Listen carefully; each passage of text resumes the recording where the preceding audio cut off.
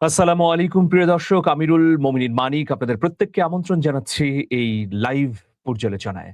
আমাদের পর্যালোচনার বিষয় হচ্ছে হঠাৎ পাকিস্তানের প্রেমে মজেছেন ট্রাম্প। মানে পাকিস্তানের প্রেমে হাবুডুবু খাচ্ছেন ট্রাম্প। সেই জন্য শিরোনাম দিয়েছি হঠাৎ পাকিস্তানের প্রেমে মজেছেন ট্রাম্প। রহস্য কি? আপনাদের প্রশ্ন থাকলে ইউটিউবের কমেন্ট বক্সে গিয়ে লিখুন। কালে কালে ট্রাম্পের কত ধরনের খবর যে আমরা পাবো আর পরিবেশন করব তা এই মুহূর্তে বলা যাচ্ছে না। তবে যেসব খবর আমরা আপনাদেরকে দিয়েছি তা সামান্যতম মিথ্যে নয়। আর আজকে যে খবরটা দিচ্ছি সেটারও বিশেষ তাৎপর্য রয়েছে। আপনারা সবাই জানেন যে ইরানের সঙ্গে মার্কিন যুক্তরাষ্ট্রের সম্পর্ক গড়ে দেয়া বা শান্তি চুক্তিতে স্বাক্ষর করানোর জন্য পাকিস্তান যে দুতিয়ালি করেছে, এর মধ্য দিয়ে একেবারে তলানি থেকে আকাশ স্পর্শ করেছে কূটনীতির ক্ষেত্রে। দেশটির প্রতি ধীরে ধীরে মার্কিন প্রেসিডেন্ট ডোনাল্ড ট্রাম্প প্রেমে মজে যাচ্ছেন বলা হচ্ছে।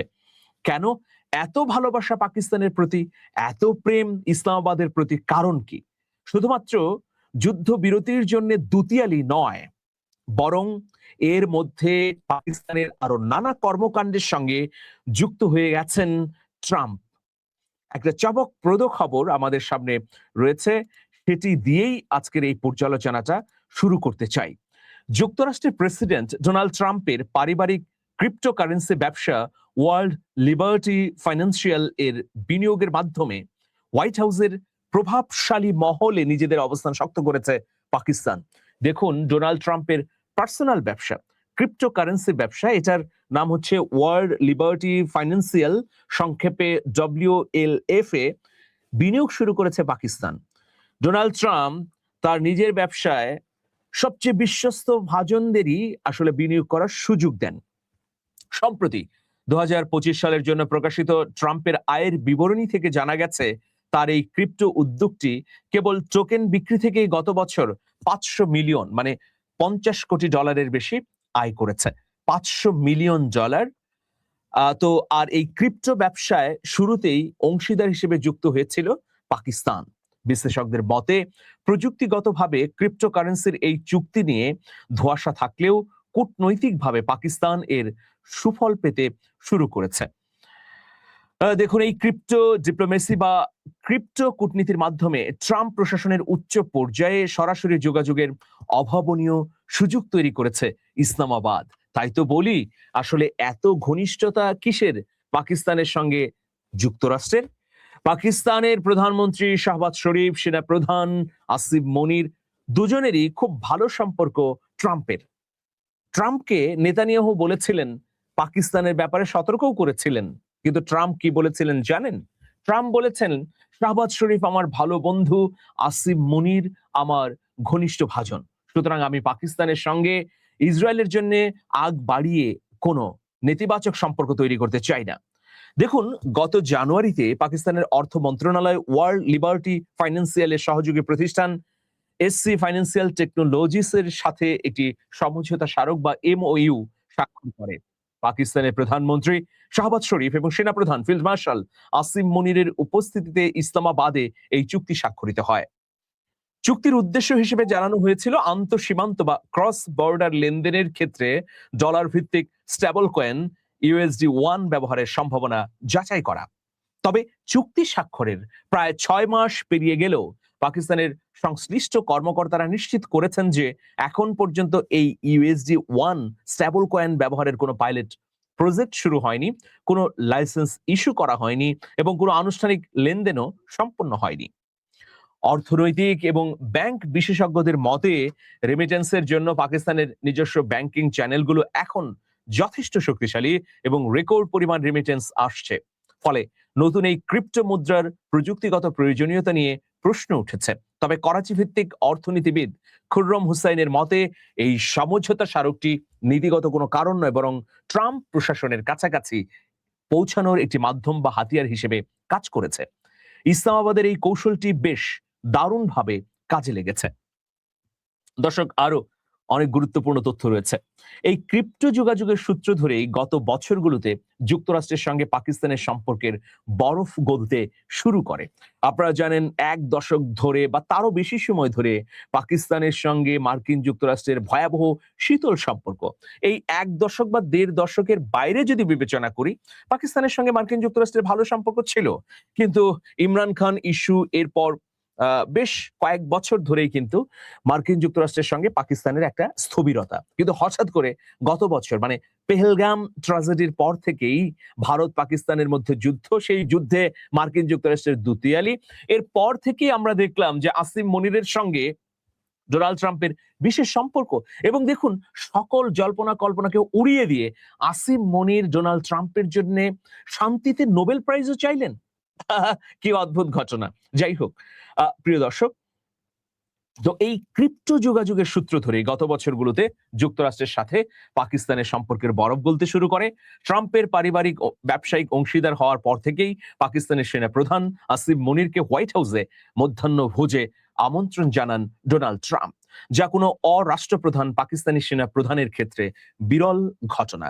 সাধারণত ডোনাল্ড ট্রাম্প রাষ্ট্রপ্রধানদের হোয়াইট হাউসে নৈশভোজ বা মধ্যাহ্ন ভোজে আমন্ত্রণ জানান।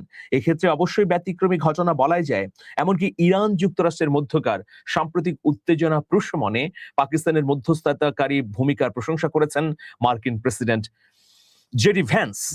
যদিও হোয়াইট হাউস এবং পাকিস্তান সরকারের পক্ষ থেকে স্বার্থের সংঘাতের বিষয়টি অস্বীকার করা হয়েছে, তবে আন্তর্জাতিক কূটনৈতিক বিশ্লেষকদের স্পষ্ট মত, ট্রাম্পের ক্রিপ্টো তহবিলের এই বিশাল আর্থিক জোয়ারের নেপথ্যে পাকিস্তানের বিনিয়োগ মূলত ওয়াশিংটনের এক্সেস বা সুনজর পাওয়া একটি সফল কূটনৈতিক নিদর্শনই বটে। দেখুন, এর জন্য চ্যালেঞ্জও ছিল। কি চ্যালেঞ্জ? যে পাকিস্তান রাষ্ট্রীয়ভাবে বিপুল পরিমাণ অর্থ ডোনাল্ড ট্রাম্পের ব্যক্তিগত ব্যবসায় বিনিয়োগের পর যদি সম্পর্ক উষ্ণতায় না যেত, তাহলে কি হতো?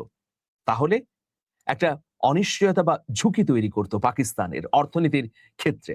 এখন দেখুন, পাকিস্তানের স্থিতিশীলতার জন্য বা মার্কিন যুক্তরাষ্ট্রের সঙ্গে নতুন সম্পর্কের কারণে বিনিয়োগের একটা বিপুল জোয়ার সাম্প্রতিক সময়ে তৈরি হয়েছে। বিশেষ করে যখন থেকে এই পেহেলগাম যুদ্ধের ঘটনায় মার্কিন যুক্তরাষ্ট্রের হস্তক্ষেপ এবং মার্কিন যুক্তরাষ্ট্র একদম সদর্পে ঘোষণা দিল যে এই যুদ্ধ থামাতে নরেন্দ্র মোদী আসলে ডোনাল্ড ট্রাম্পকে অনুরোধ করেছিলেন, যে অনুরোধের পরিপ্রেক্ষিতে তিনি জেডি ভ্যান্সকে দায়িত্ব দিয়েছিলেন।